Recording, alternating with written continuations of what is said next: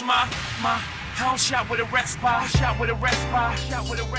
Have you visited us online for the grand opening of KBLA.store? For the best in new merch, gift ideas, books, media, and more, log on to KBLA.store. Be sure to check out our KBLA team favorites at KBLA.store today. That's KBLA.store for all the official merch on your favorite talk radio station, KBLA Talk 1580. Bounce is back.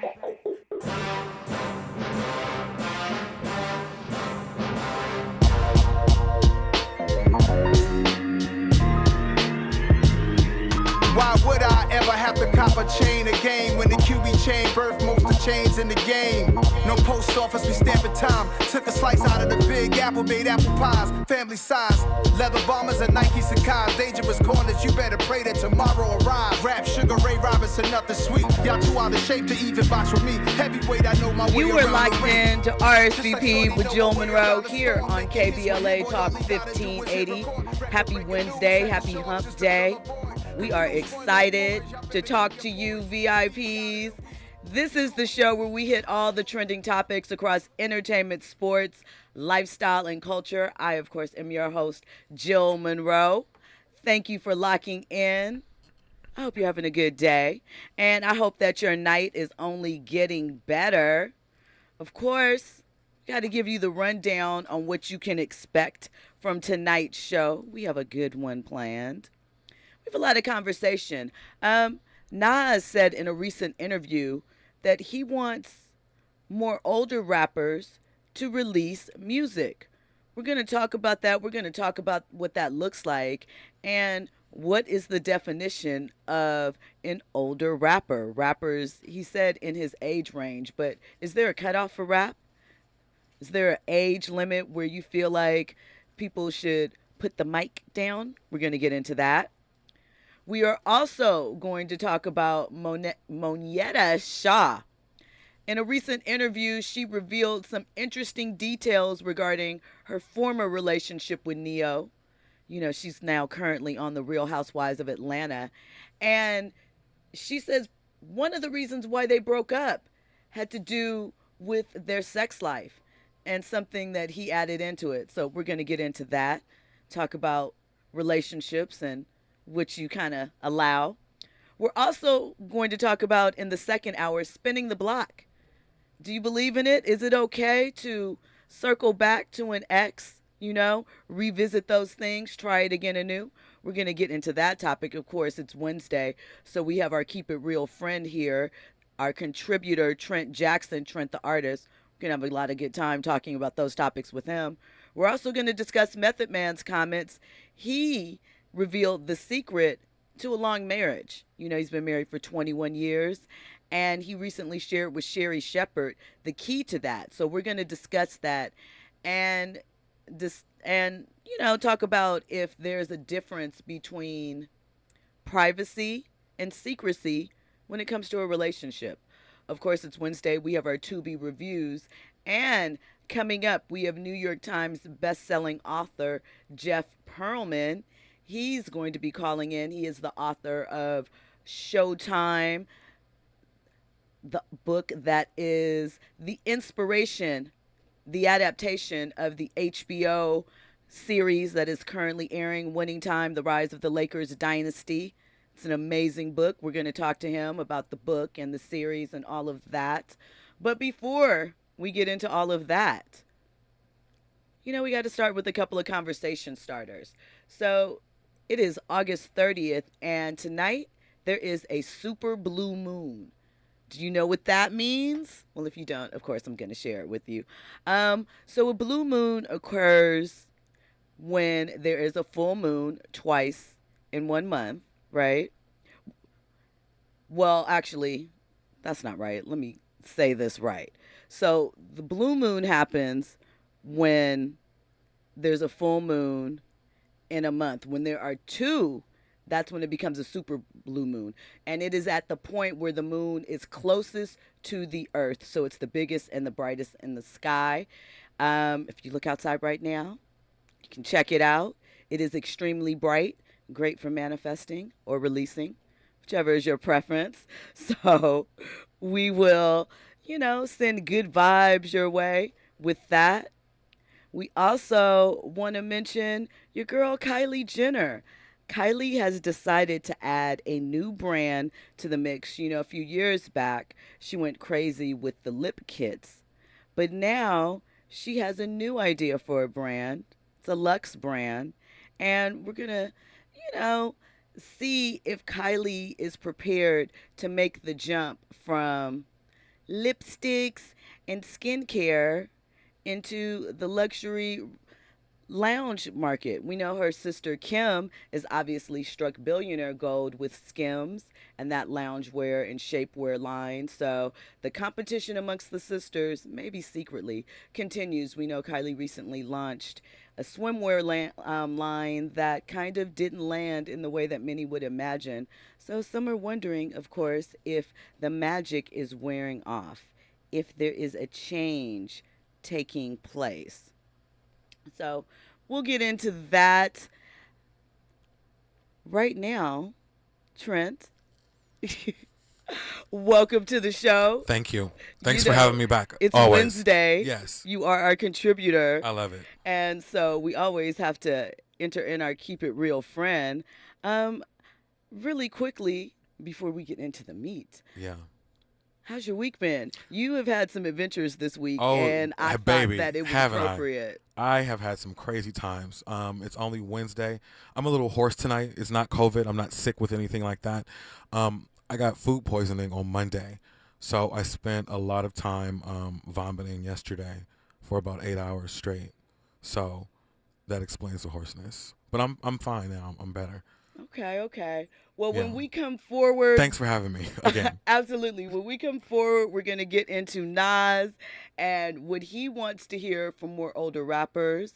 Of course, we're going to have our interview later with Jeff Pearlman and more trending topics and headlines. You are locked into RSVP with Jill Munroe here on KBLA Talk 1580. Infusing a sense of fun and entertainment in every episode. You're listening to RSVP with Jill Munroe on KBLA Talk 1580. More when we come forward. What does access mean? Access means owning a home. Access means growing my business. Access means building generational wealth.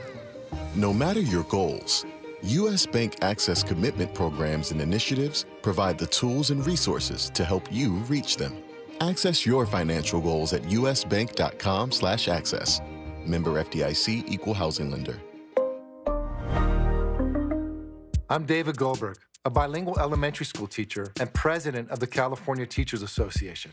As we start a new school year, there's something new happening in California's public schools. They're called community schools, where families, students, educators, and communities are making decisions as one. As a parent, I feel like we're really valued as partners in the education system. Community schools are bridging the systems of academics with the community. The curriculum is designed around the students and their academic needs. I know community schools are working. We see it in parent involvement. We see it in student academics. We saw double-digit gains in math, English, and reading scores. It's a more innovative, holistic approach to educating students. I really feel like this is the first time that we're really seeing a system change in our school. It's innovative, fresh, and they're already working. We invite you to learn more about community schools as we come together to reimagine public education here in California. And that's why CTA brought you this message.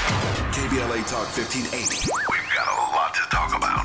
KBLA Talk 1580, connecting you with services and solutions. South Central Youth Empowered Through Action is the youth component of the impactful CBO, known as the Community Coalition. South Central Youth Empowered Through Action has chapters at almost every South LA high school. Say Yeah, as they are popularly known, is located at 80th and Vermont, but serves young people all over South LA. Under the COCO umbrella, they train youth organizers, help underserved scholars prepare for college, and work with students to help them gain admission to top universities. South Central Youth Empowered Through Action fosters teen activism, where young people have led campaigns moving tens of millions of dollars to South LA schools schools and forcing officials to make AP classes available to students in under-resourced institutions. SC Yale scholars have taken part in the March on Washington, been published in major news outlets, and been elected to city council. Long before she was mayor, Karen Bass started the program when she founded the Community Coalition. To donate, volunteer, or enroll a student in South Central Youth Empowered Through Action, please visit cocsouthla.org. cocsouthla.org. This is a community call to action from KBLA Talk 1580. Keeping you informed, entertained, and always ahead of the curve. This is RSVP with Jill Munroe on KBLA Talk 1580. You are locked into RSVP with Jill Munroe here on KBLA Talk 1580. So, you know, as I said, this is the place where we get into all the trending topics and headlines. Over the weekend in Atlanta, Earn Your Leisure, which is a financial literacy platform, held their Invest Fest. Diddy was one of the keynote speakers, of course. Well, not of course, but he was. And he presented in the same weekend the Earn Your Leisure guys with $1 million check to help foster financial literacy and their program and the things that they're putting out there, as well as donated $1 million to HBCU Jackson State University. He said that he wants to continue to build upon their legacies and forging paths to wealth and higher education, right? And in his keynote speech over the weekend, which some people were complaining about because he was 3 hours late, I think that... of course he was. You know, I think he was flying in. I think he was shaking and moving. He had a lot of money to give out. But in his keynote speech, he said that, you know, even though he is a billionaire, he is not happy being one of few, and that there's still not enough resources, and he's trying to make sure that everybody eats, and he doesn't want Black people to just accept the crumbs anymore, right? And that is why he is investing in these areas and trying to, you know, help the next generation and shore up. So, of course, like clockwork, what comes up when we mention Diddy? The topic of Diddy contracts and whether Diddy does good business. So do you think that even at this point where we are with Diddy, and we've seen him do a lot of good things, a lot of philanthropic things, but do you think that those early, you know, situations, the formative years of Diddy, the formative years of Diddy have soiled the latter years of Diddy? Right. And then here's part of it, though. I don't know if I agree wholeheartedly that Diddy screwed everybody over with some of those deals. I think that some of that is standard music industry business, and that when you're in charge of the front end, right, and it costs a lot of money to break a record, and I'm not saying I'm not saying all, I'm saying some, that, you know, it takes money to make money, and although it may be unfair that the artist shoulders most of the cost as far as recoupment, that is the business. And I sometimes wonder if it's not over, you know, stretched that he's terrible to all the business people, because 112 said that they got all their money and they never had any issues. All their publishing too. Yeah, so they wrote most of their songs, so Right. that's where the money comes in at. I think, first of all, Diddy is a very polarizing character, okay? And when you throw around figures like, oh, I'm a billionaire, you need to come off of more than $1 million, number one, because that's chump change to you, right? A little drop in your bucket. Like, come on, I'm a billionaire. You're throwing this around. So it needs to be more than $1 million, okay? That's number one. Number two, just if you want to see more people like you, just do it. And don't make a big complaint about it and a big fuss about it. And ensure that you are actually doing things that are guaranteeing this next generation of billionaires coming up. Did he not do that, though, if he's not? Yeah, he's doing it now, but it's not that I have an issue with him doing it. It's the timing of it, and it's like, What's off about the timing of it? I think with Jackson Let's State, just say, I don't know. Diddy is a very polarizing figure, and I think that he does have new music coming out soon. He does. Yeah, great. So does Nas. So no, Nas's new music already came out. He's got more because he's an old rapper, and I don't know. I just don't trust Diddy giving the money. I think there's a string attached, and I think that there is some truth to the myths that we've heard about handling of artists past. Read Faith Evans' book. So I mean, I do think there is something to it, but I guess my thing is it not some of it, right? Again, I don't know every detail, right? Some of it, maybe in the past, standard music business stuff. And then the second part is, have we heard that lately from people that are employed in some capacity with Sean Combs Enterprises? Revolt, not sure. It's different things. 5 people at Sean Combs Enterprises. It's the person at the front answering the phone / security guard. It's the person off in the back. It's 5 people in there. It's not like the Bad Boys record days of operating. Doesn't matter. It's still people that work there that are employed that are responsible for, and it has to be more than that because it's a whole conglomerate. It's 5 people, and it's probably way more chill than it was then 30 years ago. Right. So, but you still think that anything that he's donating to, there are some hidden strings, something that, is it just that something you think that will benefit him, like a backhanded way, like, let me help you, help me, and it's always that with Puffy. Okay, so, and considering the raw deal that TLC got, and but that has nothing to do with him. I'm gonna make a point. Okay. The parent of all of their operations was Arista. You see what I'm saying? So they have already made it clear where TLC's money got tied up at. It was upstairs at Arista. So it's not too far-fetched that some of the Bad Boys' money could have got caught upstairs at Arista too. But, so here's the thing, and I say again, TLC, many artists, right? When they go through that list of how they break it down on the spend and what happens at labels. I worked at labels for a number of years. A lot of that is just standard operating procedure. It's expensive, and they are putting up a lot of money to break you, and in return, they're not doing it out of the kindness of their heart and not to receive a profit. It's business. So, I don't know. Because then the flip side of that, right?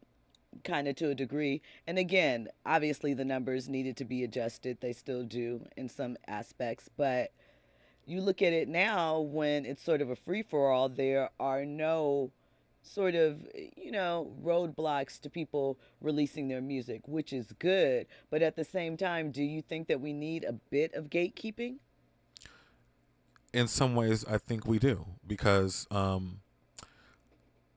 we've talked about the quality decline. Yeah, it's a quality issue at this point, and it's what it is it's people who are not true to the craft, who are just trying to copy somebody else to get famous or to be noticeable. It's not really because of what they do. There's no passion behind it. So in that sense, there does need to be some gatekeeping. Okay. And it's the same thing in our arena. There's so many people that are just all of a sudden they want to do a podcast, they want to do radio, but it's like, you have no depth, you are not doing any research, and you're not original, you're copying everybody else, and it's flooded. I mean, there needs to be some gatekeeping, sure. What did they say? You've seen that joke. After one good conversation, people are like, we should start a podcast. Right. Really intense. And don't even know, the work that goes into doing it. Absolutely not. Well, so along the lines of Diddy, since, Diddy is from an older generation of hip-hop. We got introduced to Diddy almost 25 years ago at this point. So Nas, in a Billboard interview from a couple weeks ago, was discussing how he felt that he wants to see more artists in his age group release music. And he went into sort of his thoughts as to why. So we're going to check that out. I want more people to join me for my era. I want them to join it, releasing records, working hard on them. I want to hear how people feel. I want to hear their art. I don't want to hear the trends. I want to hear the art. Express it. Do it. Be free.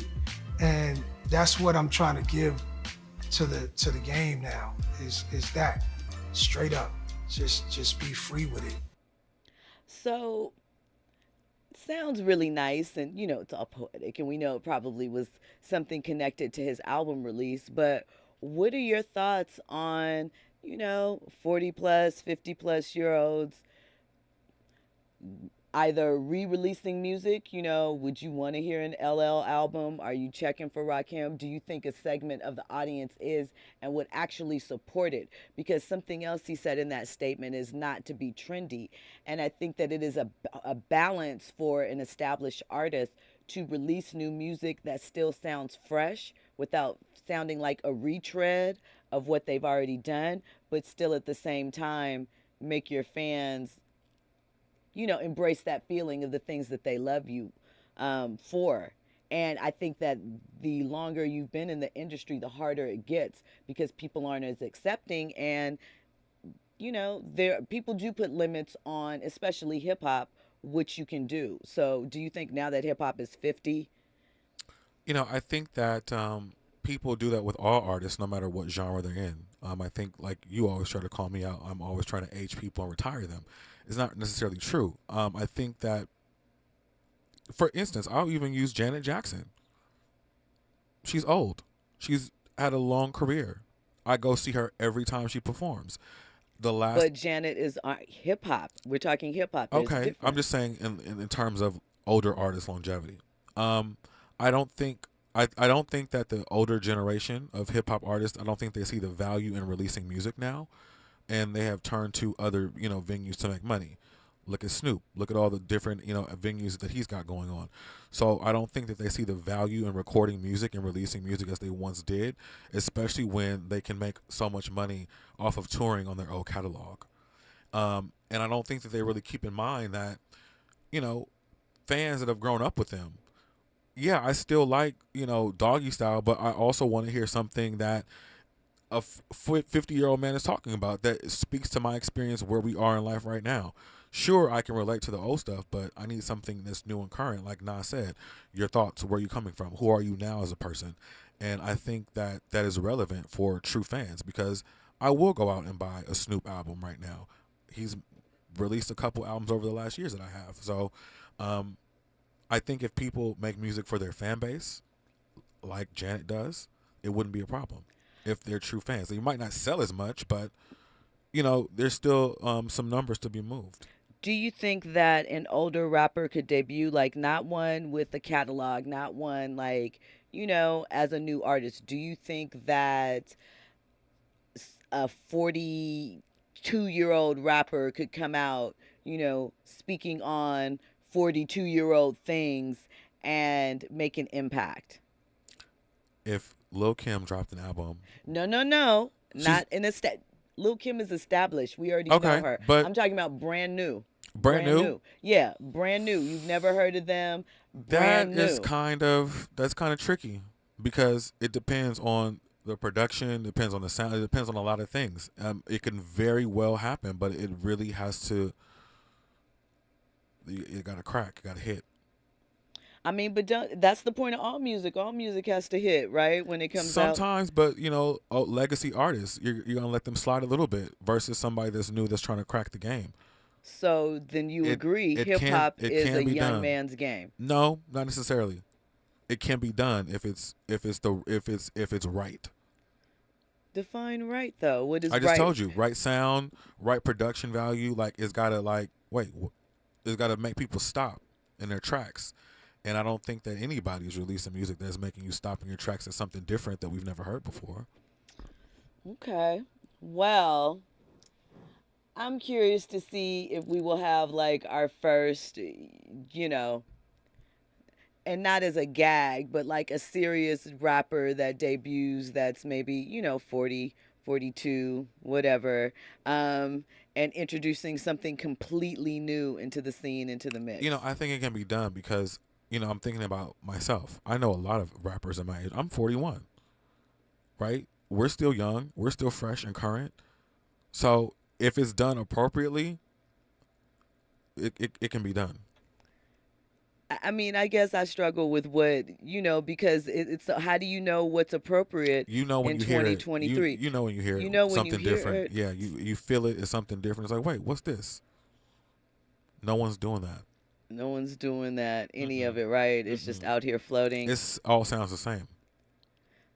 There's no, well, I know we've been through that with hip hop, but I don't know. I'd be kind of curious to see what kind of would evolve from an older one, like what the press run would look like, how you would set it up, because you have things like, we were talking last night with our guest, and he was talking about how with R&B, a little older, you automatically go to, because of what the radio sounds like right now, you automatically get slotted into adult contemporary. Yeah. Right? And it's kind of like, well, what is that, And you have an idea, but it's still R&B, but people think about it differently. They react to it differently. So I just wonder, would that be the same experience that would go down sort of with hip hop? But I'm curious to see it. I would like to see it. Somebody should do it. Somebody should do it. It's somebody working on it right now. That's in their 40s. That's like, gonna do it. That's gonna do it. Gonna release it. It's their last dance, and they're thinking about it right now. Andy, it is a lot of 40-year-olds, 50-year-olds still trying to break in the game. And I know that they're attempting to, but I'm saying, are they like? Have you seen any on an Apple Music playlist, on a Spotify playlist, or any of your, we kind of talked about a little bit last night, like where do you go to find new music? Cardi B said, just like the internet found me, they need to go and find new R&B artists. So, I wonder with the combination of being older, are they in touch with social media? Do they know how to utilize their TikToks and their Instagrams? Or are they still doing it in an old head way, which, people will see and notice, but maybe that's okay for the audience. I just wonder, are the barriers to reaching the audience as well too high? Because in theory, it's different reaching an older audience, but is it really? Aren't they all on social media too? Yeah, they are. It's it's all about getting a 23-year-old savvy kid who knows the internet and marketing, and combine the two to make it happen. It can be done. Okay. So we are 4 older people in hip hop and R&B. We are not for Diddy giving out funds. Would you take money from Diddy? This is a donation. I don't know. What about you, Andy? Would you take money from Diddy? Andy says yes, he would. You're gonna have to go to all the white parties once you take the money, Andy. The white parties are cracking. When we come forward, we'll have more trending topics and headlines. You are locked into RSVP with Jill Munroe here on KBLA Talk 1580. Run me the bees, run me that flow back. Your top 3, I'm not number 1. How could you post that? I would have crowned the city is mine, you cannot hold that. I'm not the one to go back. Meet Joe Black. Run me the keys, run me the bees, run me that flow back. What I'm saying, your top 3, I'm not number 1. How could you post that? I would have crowned the city is mine, you cannot hold that. I'm not the one to go back. Meet Joe Black. What I'm saying, people saying what's already been said. Predictions, I don't listen, it's already in my head, no funny. Your most hungry place, I was past that at 28. Underground tapes. RSVP with Jill Munroe is your go-to show for staying in the know. More engaging conversation when we come forward on KBLA Talk 1580.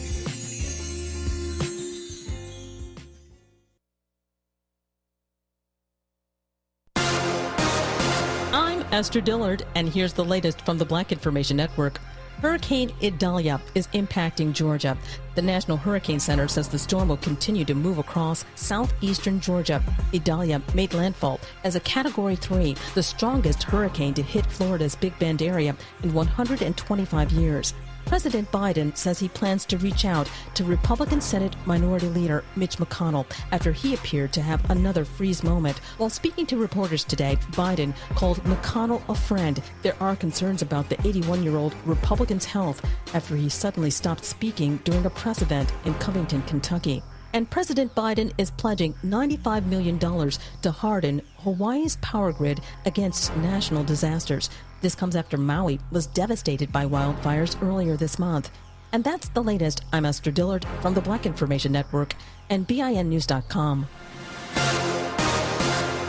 Calling all night owls, Buffalo Wild Wings is open late. Fill up on some tasty apps with an ice cold tall beer starting at $4. Late night food and drinks start at $4 from 10 till close at B-Dubs. Limited time at participating locations. Offers, days, and times may vary. Drink responsibly. Void where prohibited. Tax and fees extra. Gotta stay fresh, ma.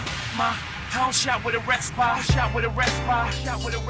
Have you visited us online for the grand opening of KBLA.store? For the best in new merch, gift ideas, books, media, and more, log on to KBLA.store. Be sure to check out our KBLA team favorites at KBLA.store today. That's KBLA.store for all the official merch on your favorite talk radio station, KBLA Talk 1580. The bounce is back. You're listening to K-Drip, where we play all the best classic water-wasting hits like Sprinklers in the Rain and Leaky Faucets. They're tunes from another time because now that we face a hotter, drier future, every drop counts. Despite an extremely wet winter, keep using less water, fixing leaks, and reusing indoor water for your garden. Visit SaveOurWater.com for more ways to conserve. Up next, brushing your teeth with the water on. K-Drip. 1 in 4 Americans today are living with a disability. I'm one of them. People with disabilities are extremely talented, resilient problem solvers that have so much to offer. And we've got a trusted ally on our side, an organization we can rely on, Easter Seals. Easter Seals is leading the way to full equity, inclusion, and access to healthcare, employment, and education for people with disabilities, families, and communities. That's my Easter Seals. Make it yours. Learn more and get involved at easterseals.com. I'm Dominique DePrima. We can all fall into the trap of mindlessly spending sometimes. I know I do it. But one tip for staying on track is when you have an impromptu purchase that comes up, try making a habit of taking a quick look at your bank account balance before you buy it. It's not just about seeing how much you have in your checking account. Just looking at your account might put the urge to make that impulse purchase into perspective and help you make better choices that'll benefit you for the long term. Whatever your financial goals, U.S. Bank Access Commitment Initiatives can help support you in reaching them. Access your financial goals at usbank.com/access. Member FDIC, Equal Housing Lender.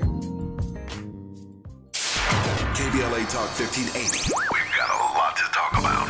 KBLA Talk 1580 joins you in standing for voting rights. When We All Vote is a leading national nonpartisan initiative on a mission to change the culture around voting and to increase participation in each and every election by helping to close the race and age gap. Created by Michelle Obama, When We All Vote brings together individuals, institutions, brands, and organizations to register new voters across the country and advance civic education for the entire family and voters of every age to build an informed and engaged electorate for today and generations to come. When We All Vote empowers their supporters and volunteers to take action through voting, advocating for their rights, and holding their elected officials accountable. Please visit whenweallvote.org to stand up for your rights, voting rights. This is a community call to action from KBLA Talk 1580.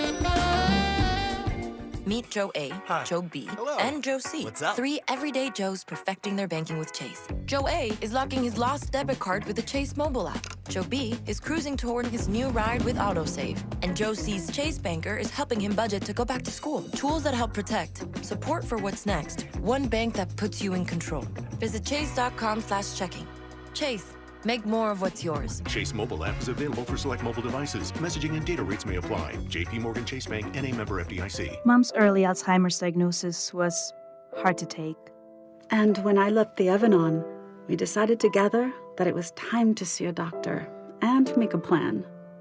Early detection gave us more time to seek out information and support as a family. If you or your family are noticing changes, it could be Alzheimer's. Talk about seeing a doctor together. For more information, visit alz.org/time to talk. A message from the Alzheimer's Association and the Ad Council.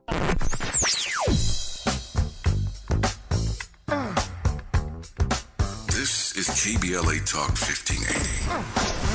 Talk radio. That's music to your ears. We're unapologetically progressive. KBLA Talk 1580. Curating the most compelling stories and delivering them straight to your ears. You're listening to RSVP with Jill Munroe on KBLA Talk 1580. You ready? Let's do it. Yeah.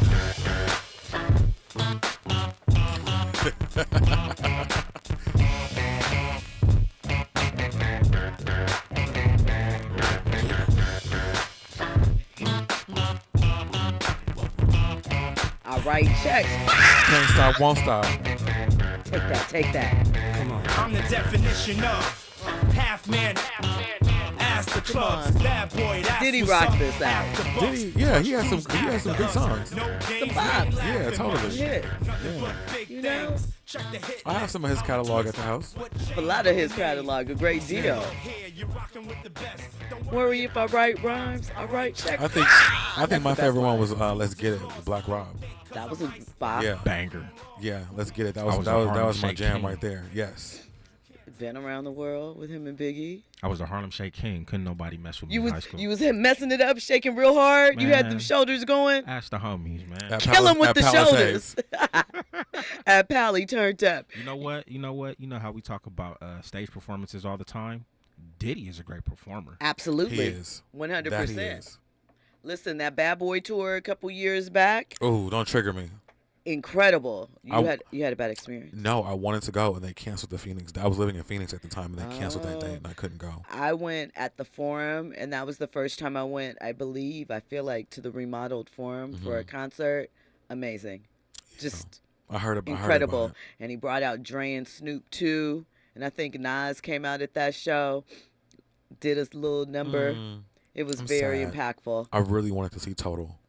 Total was amazing. Those are bangers. Shout out to Keisha. It's my girl. I love Kima, Keisha, and Pam. Don't. You know. Oh, I love Total. Don't even get me started. That's my girl. I love Keisha. So you were locked into RSVP with Jill Munroe here on KBLA Talk 1580. So I thought this story was interesting, right? Yesterday was NFL Cutdown Day, right? And one of the NFL wives, she has a podcast of the Rams. Her name is Kelly Stafford. Her husband is Matthew Stafford. He's the quarterback of the LA Rams. And on her podcast, she was sharing how he is having a hard time connecting with his younger teammates. Matthew's 35, right?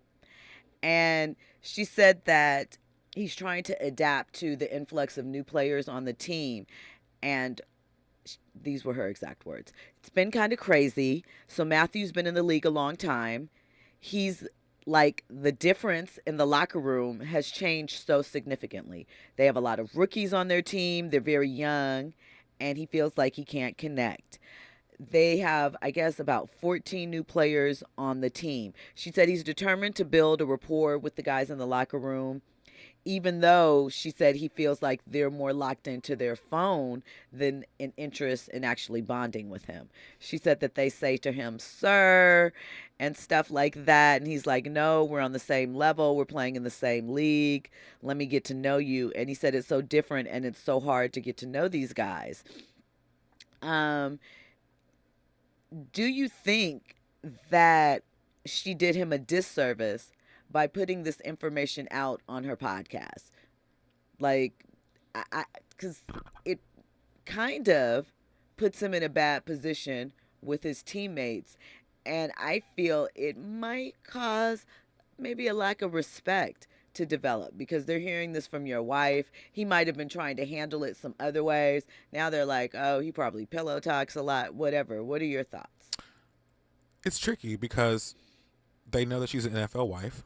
The popularity of her podcast is based on that. They're probably listening because they want some more, insider NFL, information. So they're going to that podcast looking for that. Right. So if she doesn't deliver and she's already, set this standard, that, makes her podcast seem less credible or whatever. While it's horrible, I think people should have a lot more discernment about what they discuss about their relationships and spouses, and how they're socializing with their team is not something that you should discuss. That should have been off limits.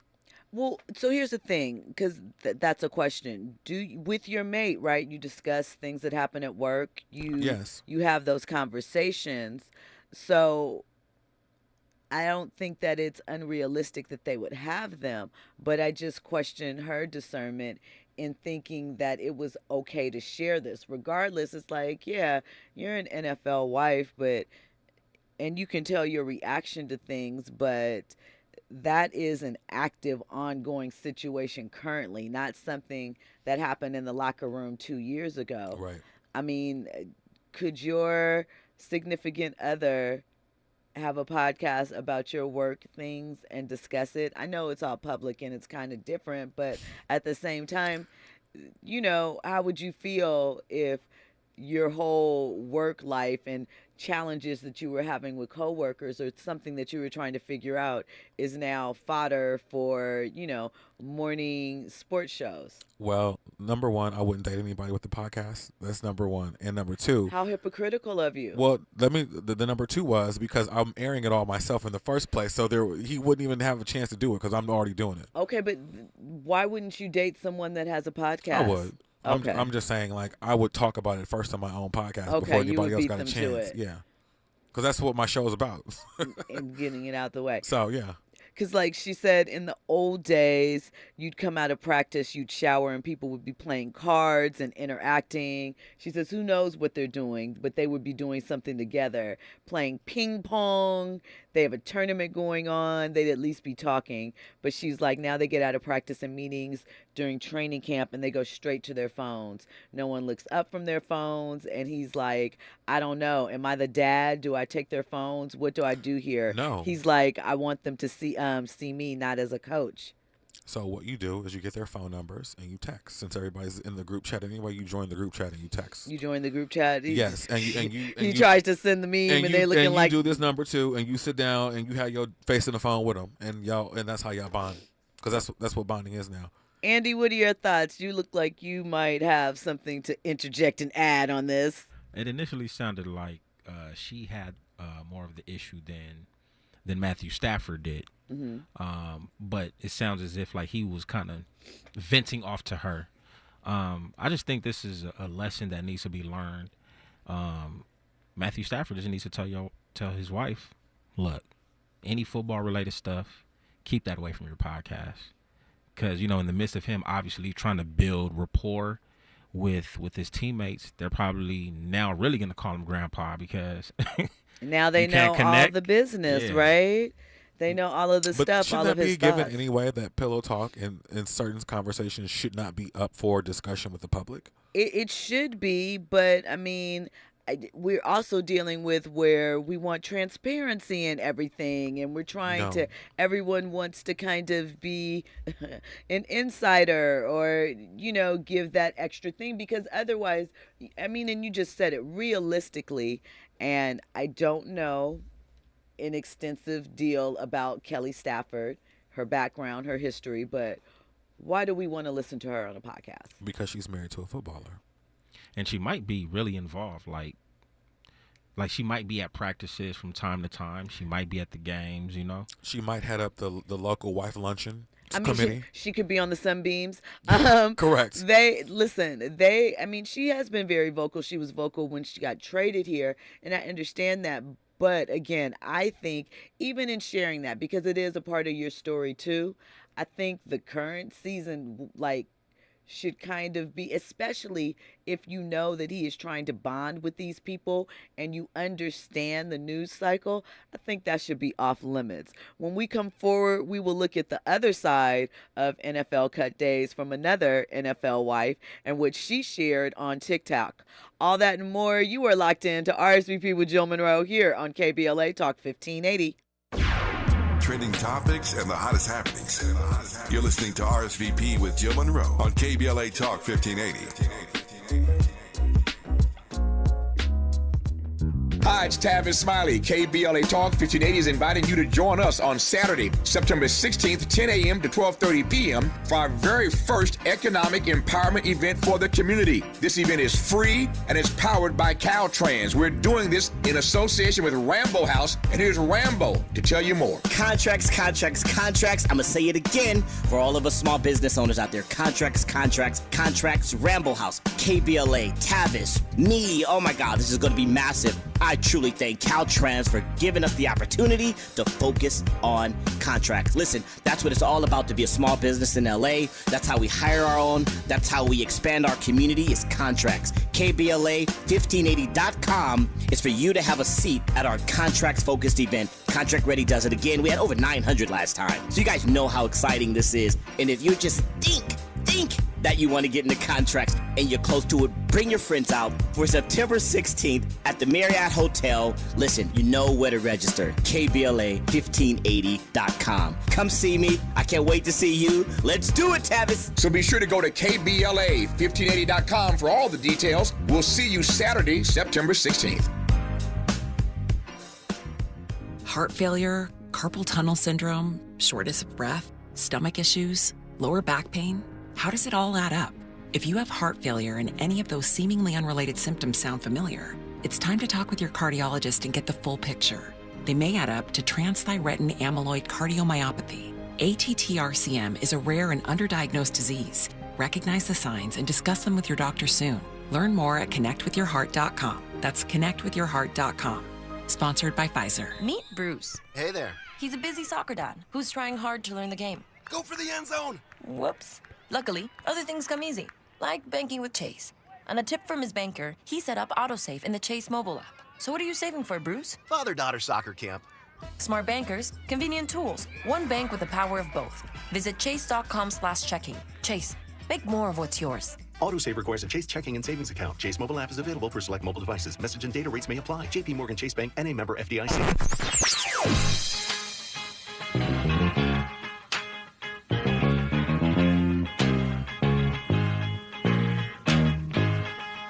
This is KBLA Talk 1580.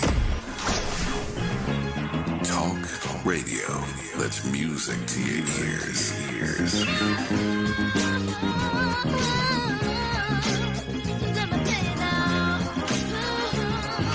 We're unapologetically progressive. KBLA Talk 1580. Now back to more captivating conversation on RSVP with Jill Munroe. Hey, you are locked into RSVP with Jill Munroe here on KBLA Talk 1580. So I mentioned to you earlier that we have a guest tonight. He is on the line. I'm very, very, very excited to talk to this gentleman. He is a New York Times best-selling author, 10 books, all of them top tier. Welcome in Mr. Jeff Pearlman to RSVP with Jill Munroe. I am so sorry, Jill. Jeff, thank you so much for calling in. It's okay. We're still here. Oh, my God. I'm so sorry. I saw your Instagram DM, and I was like, oh, my God. I'm so sorry. It's okay. You got to take care of the kiddies. So we appreciate you for calling in now. Thank you so much. So I mentioned, obviously, that you are the author of the book Showtime, Magic, Kareem, Riley, and the Los Angeles Lakers Dynasty of the 1980s, which has been adapted into the HBO drama Winning Time, The Rise of the Lakers. So first of all, I just have to tell you, I read this book a number of years ago. Incredible book. The amount of research and detail and storytelling in it is fantastic. So I know you've heard this before, but I just really want to tell you, immediately when I read the book, I was like, this needs to be a TV show. This is crazy how much drama went on. So, yeah, excited about that. What was it like in the process of putting this book together initially? Well, first of all, Jill, I want you to know I haven't had the best day, and you saying that warms my heart. It really does. These books are hard. They're hard. I know you can't nobody wants to hear you complain when you write books for a living because it's not fighting fires or whatever, but it's hard, and they beat the crap out of you. And this book, it was hard. Like, it was hard. Early on, I got rejected by Magic. I thought I was going to get Magic. I got rejected by Magic. I thought I was going to get Kareem. I got rejected by Kareem, too.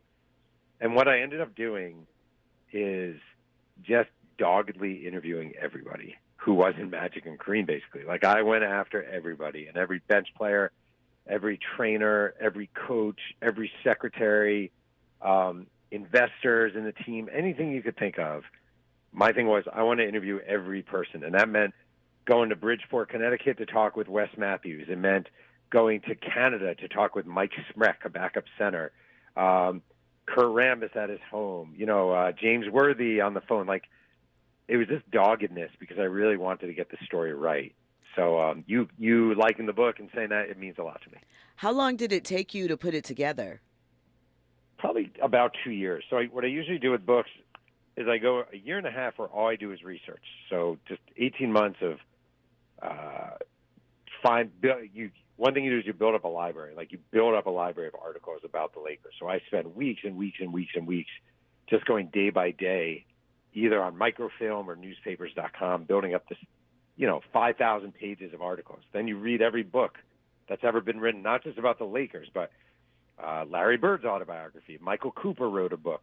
Pat Riley's written a bunch of books. You build up this library, and then at the same time you're interviewing people. And the thing that I think people don't think about with books sometimes, like, let's say you find an article from 1985, and it's maybe Magic Johnson's dentist is interviewed. Magic has great teeth, and here's the dentist behind it.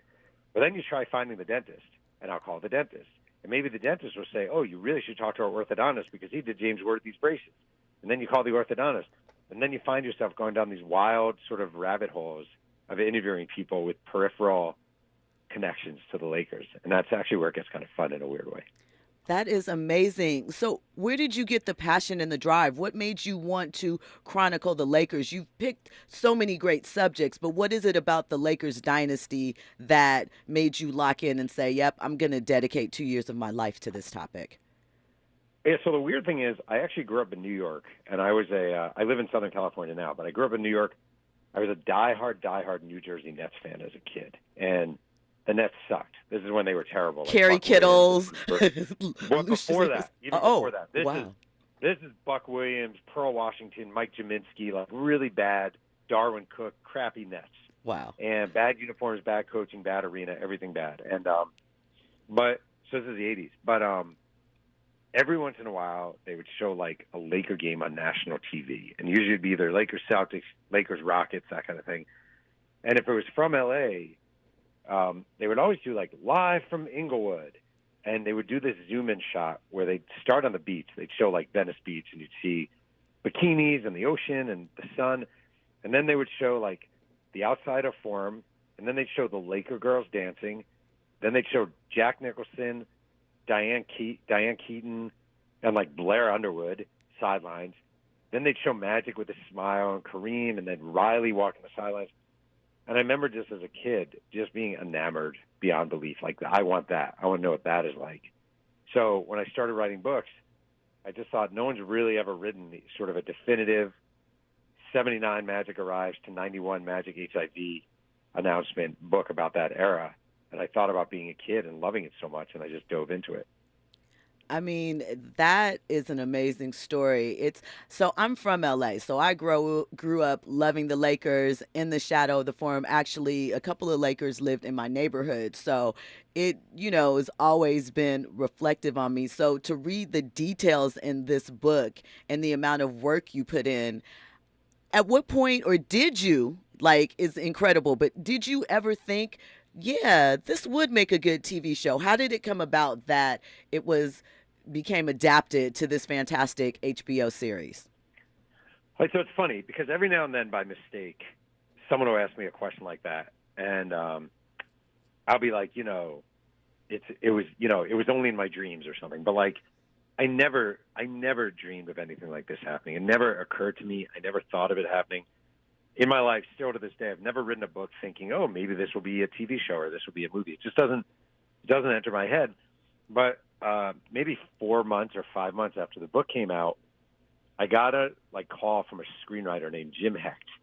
And when I Googled him, his main credit was Ice Age 2. Not Ice Age 1, Ice Age 2. But he was really a nice guy and passionate, and he came to my house Easter 2014. We were having family dinner. I'm Jewish, he's Jewish, so it's not like we were having Easter celebration. Okay. And he came to my house, and he shows up, and he came with, it's actually funny, I remember this, I still make fun of him. I lived in New Rochelle, New York at the time. And he came to New York, and he showed up with a block of Baker's chocolate, a big tomato, and a bottle of imitation wine drink. And those are the three things. And my wife is like, who the hell is this? And I'm like, I don't even know. I don't know what this guy's doing. And but he was so passionate, and so he really believed it in this project. And so I said, all right, I'll sign the rights to you. You can try creating something out of it. And for years, nothing happened. He would call every now and then. He'd update me. I wouldn't believe it. Okay, it's never going to happen. And then a bunch of years ago, he said, Adam McKay wants to meet with us. And I said, oh, that's cool. And then when we hung up, I had to Google Adam McKay because I had no idea who Adam McKay was. Right. And obviously, he's done all these, he's done The Big Short and Succession, all these shows and movies I didn't know. And we went to his house, met with him. He was really cool. I still didn't believe anything would happen. And then all of a sudden, one day, it's like HBO cast John C. Reilly. HBO cast Adrian Brody.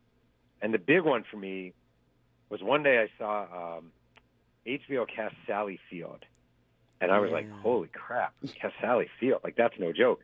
So that's when it really started to hit me that this might happen. So I can't say it's a dream come true because I never even remotely dreamed of this happening. Wow, that is amazing.